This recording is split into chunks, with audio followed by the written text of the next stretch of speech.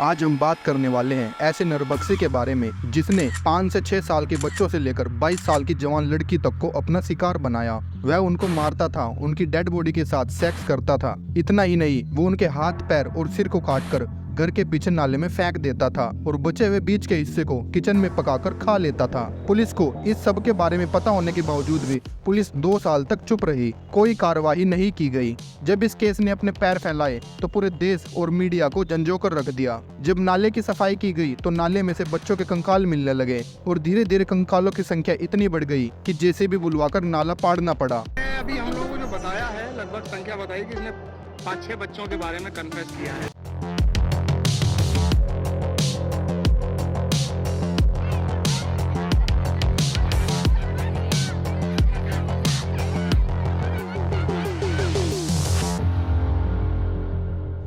इस घटना की शुरुआत हुई यूपी के नोएडा में सेक्टर 36 के एक छोटे से गांव निठारी से। जनवरी 2005 में 8 से 14 साल के बच्चे गुम होने लगे। सबका मानना था कि बच्चे किडनैप हो रहे हैं। फिर उसी दौरान जुलाई 2005 में निठारी गांव में पानी की टंकी के पास से 16 साल की रिम्पा गुम हो गई। लोगों को लगता था कि इस पानी की टंकी के पास कोई भूत का साया है। माँ बाप थोड़े सख्त हो गए, बच्चों को शाम होते ही घर से निकलना बंद कर दिया। 2006 आ गया, लेकिन ये सिलसिला बंद नहीं हुआ। 16 बच्चे गुम हो चुके थे, जिसमें 11 लड़कियां और 5 लड़के थे। बच्चों के माँ बाप डरे हुए थे। पुलिस के पास जाते तो वे यह कहकर टाल देते कि बच्चे भाग गए होंगे और एफआईआर नहीं लिखते। इसका कारण साफ था, उनके माँ बाप गरीब, झुग्गी झोपड़ी वाले, ठेला लगाने वाले, ऑटो और इस्त्री करने वाले थे। इस किस्से ने 7 मई 2006 को एक नया मोड़ लिया, जब 22 साल की पायल ऑटो से कोठी D5 के सामने उतरती है और ऑटो वाले को इंतजार करने को बोलती है। अंदर पैसे लेने जाती है, लेकिन 15-20 मिनट के बाद भी वापस नहीं आती। ऑटो वाला जब अंदर जाकर डोरबेल बजाता है तो एक आदमी बाहर आता है। वो बोलता है कि पायल काफी देर पहले यहाँ से जा चुकी है। ऑटो वाला हैरान था, लेकिन उसे देरी भी हो रही थी, तो इस बात को इग्नोर करते हुए ऑटो वाला वहाँ से चला जाता है। लेकिन अब जब रात हो गई थी, पायल वापस घर नहीं गई थी, तो उसके पापा नंदलाल काफी परेशान हो गए और इंतजार करने के बाद वो नोएडा पुलिस के पास गए और हमेशा की तरह पुलिस ने रिपोर्ट लिखने से मना कर दी। लेकिन नंदलाल ने हार नहीं मानी। वो लॉयर को लेकर सेशन कोर्ट गया और वहाँ अर्जी दी कि मेरी बेटी कोठी नंबर D5 में गई थी, लेकिन अब तक उसका कोई पता नहीं चला और पुलिस भी उसकी एफआईआर नहीं लिख रहे हैं। अब कोर्ट की तरफ से पुलिस को एफआईआर लिखने और कोठी की तलाशी लेने का दबाव बना। इस कोठी का मालिक मुनिंदर सिंह पांडेर था, जो एक करोड़पति था, जिसकी दिल्ली, पंजाब, चंडीगढ़ में कई कोठियां थी। लेकिन ये बंदा लुधियाना से था। इसने ये कोठी सन 2000 में खरीदी थी और 2003 में उसने अपने एक कर्नल दोस्त के कहने पर नौकर सुरेंद्र कोहली को रखा था। उसके दोस्त का कहना था कि सुरेंद्र खाना बहुत अच्छा बनाता है। अब जब मुनिंदर इतना अमीर था तो नोएडा पुलिस के कुछ बड़े अफसर उसे जानते थे। कोठी की तलाशी से पहले पुलिस ने सीधा मुनिंदर को कॉल किया और सारा किस्सा सुनाया। इससे पहले कि पुलिस एफआईआर लिखती, मुनिंदर सिंह पांडेर इलाहाबाद हाई कोर्ट गया। सारी चीजों को मद्देनजर रखते हुए कोर्ट ने सख्ती से पुलिस को इस केस की एफआईआर लिखने और जांच करने के ऑर्डर दिए। ये सब होते होते लगभग 2 साल गुजर चुके थे। दिसंबर 2006 में पहली एफआईआर लिखी गई। पायल की कॉल डिटेल्स निकाली गई, जिसमें आखिरी कॉल मुनिंदर सिंह पांडेर की थी।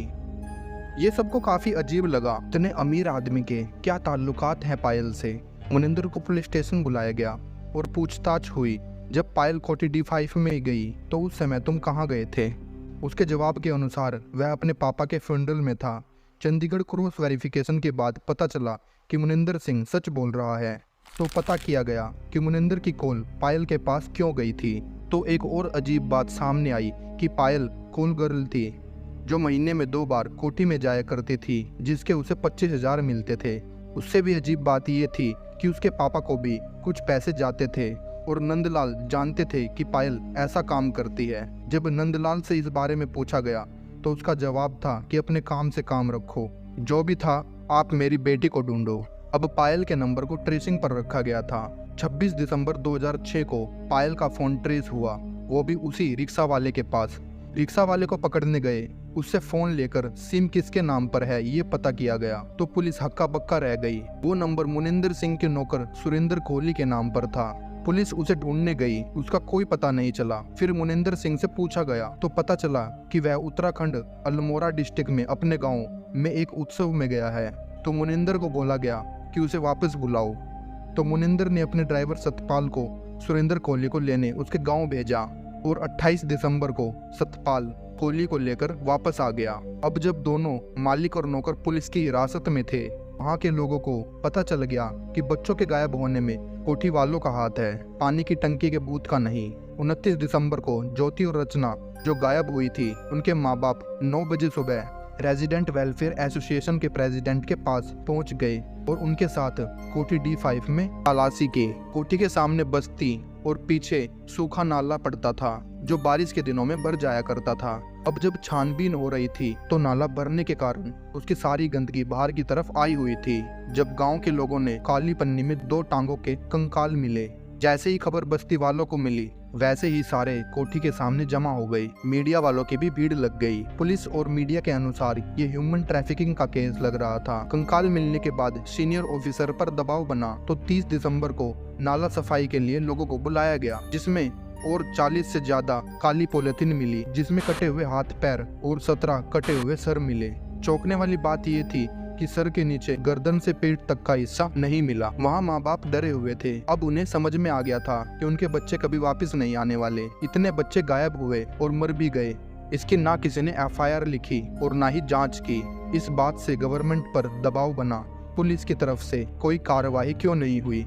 उत्तर प्रदेश में उस समय मुलायम सिंह यादव की सरकार थी। कांस्टेबल से लेकर SI सबको सस्पेंड कर दिया गया और नई टीम को भेजा गया। सेंटर की तरफ से 2 लोगों की कमेटी बनी जिसका काम यह पता लगाना था कि इतना सब कुछ हो गया, इसके लिए कौन कौन जिम्मेदार है और किस किस की लापरवाही है।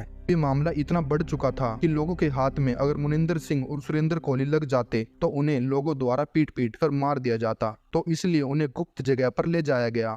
5 दिन तक पूछताछ चली। पुलिस ने उन पर सच बोलने का दबाव दिया।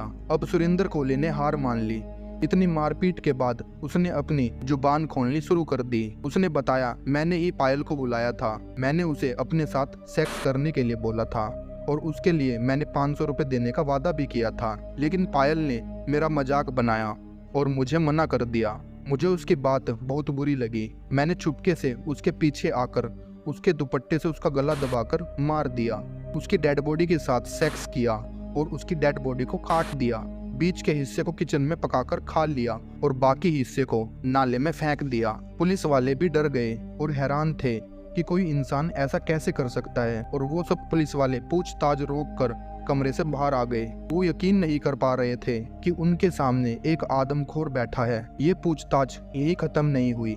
फिर सुरेंद्र कोहली अपने बाकी कारनामों के बारे में बताने लगता है, जिसमें उसने एक छोटी बच्ची जुम्पा को टॉफी का लालच देकर कोठी के अंदर बुलाया और जब वो सेक्स करने में नाकाम रहा तो उसने उसे भी मार दिया और बॉडी पार्ट्स को काट कर खा लिया और बाकी पॉलिथीन में बंद करके नाले में फेंक दिया। ये लगातार किस्से खत्म नहीं हो रहे थे।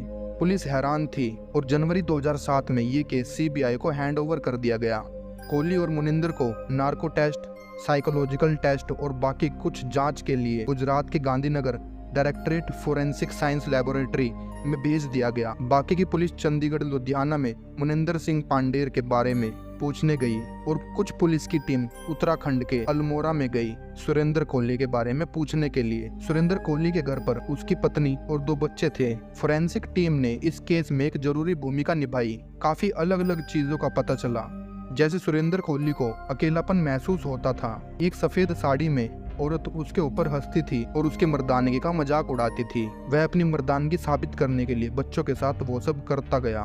उत्तर प्रदेश की गवर्नमेंट ने उस समय सब पीड़ित परिवारों को 2 लाख कंपनसेशन के रूप में देने की घोषणा की, जिसको परिवार ने लेने से मना कर दिया और गुनहगारों को फांसी की सजा देने की मांग की।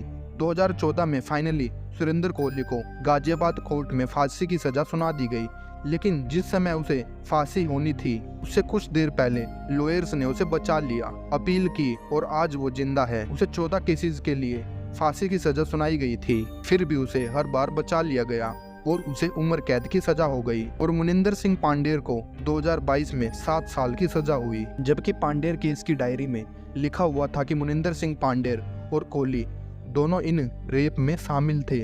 फिर CBI की चार्जशीट केस डायरी से अलग बोलती है। इसमें मुनिंदर पर बड़े चार्जेस नहीं लगाए गए। कोर्ट में कोहली ने बयान दिया था कि 12 साल की एक धोबी की लड़की का रेप किया और मैंने मुनिंदर सिंह के सामने ही उसे मारा था और इस केस में ज्यादा कुछ नहीं हुआ। जिन लोगों को फांसी की सजा मिलनी चाहिए थी, आज वो दरिंदे अभी भी उम्र कैद की सजा काट रहे हैं। और क्या पता कब बाहर आकर वही सिलसिला फिर शुरू कर दे। हमारे देश की न्याय प्रणाली इतनी सख्त होनी चाहिए कि ऐसी दरिंदगी करने वालों को तुरंत फांसी की सजा दी जानी चाहिए, जबकि सारी चीजें प्रूव हो चुकी थी, सभी चीजों के प्रमाण थे, फिर भी उन्हें बचा लिया गया।